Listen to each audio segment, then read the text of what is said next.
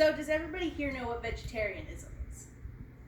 Awesome. Just to give you a quick review, vegetarianism is when you limit your diet. You don't eat beef, poultry, pork. You stick to mainly vegetables, but unlike veganism, you can eat dairy products such as eggs, cheese, milk. There's a multitude of reasons as to why someone would be a vegetarian. There's animal, environment, health. What I'll be focusing on today is animals and the environment. So according to NPR, livestock is 1/3 of the protein in the world. 1/3 of the protein is what livestock makes up. So chickens, pork, pig, cows. So getting rid of livestock would actually be detrimental, because although they do produce a lot in methane and gases like that, the same is also true for food crops. If you were to switch it and you were to have food crops the majority rather than livestock, it would produce the same amount of greenhouse gases, which is about 14.2% of the world. Everything that's in the air is 14.2%. That includes all of the methane release from things such as cow poop, cow farts, all of that kind of stuff. So as many seem to believe, vegetarianism is not as great for the population, for the environment, as a lot of people like to think. So when it comes to the animals, a lot of people like to think that they're saving an animal when they don't eat a piece of meat, which is actually untrue. Depending on what kind of thing you're not eating, if it's beef, lots of beef is that one piece of meat you're not eating came from the same cow as the other pieces of meat someone else is eating. So it's really not saving very much. There is a small percentage.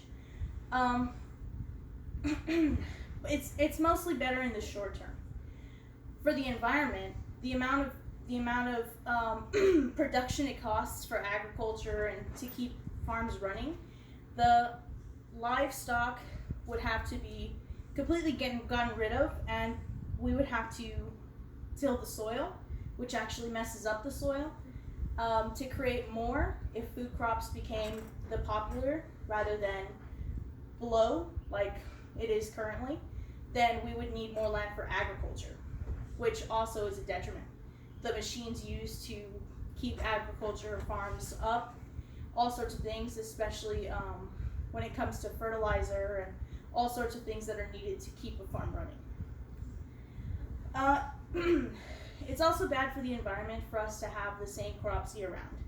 Take tomatoes, for example. Tomatoes are 90% wanted all the time throughout the year. So even if there's even if it's the middle of winter, tomatoes are still produced. They're grown in Florida, where they're grown in bad soil. The only reason they can grow there is because of the temperature. That's also why you'll notice that tomatoes don't taste as good as they do during the summer. It's because where they're grown, it's not where it's supposed to be grown. So the solution to all this would be laboratory grown meat. It sounds unethical, it sounds kind of gross, but in reality it has actually been approved. There's a lot of that is good about grown meat. Currently there are steroids and all this other stuff injected into our meat that we buy at the grocery store, Walmart, H-E-B. But laboratory grown meat can actually be modified so that it doesn't have any of those diseases that you can get. It doesn't have any steroids, because the cow doesn't need to be healthy, because it comes straight from the cow. It just comes straight from the genetics that it's grown. It's super safe. It's actually better for the environment because it doesn't involve any livestock. There's no livestock that needs to be taken care of, so there's no environmental detriments, there's no animal detriments, there's no need for more land to make more space. This is the best solution, and thank you for listening.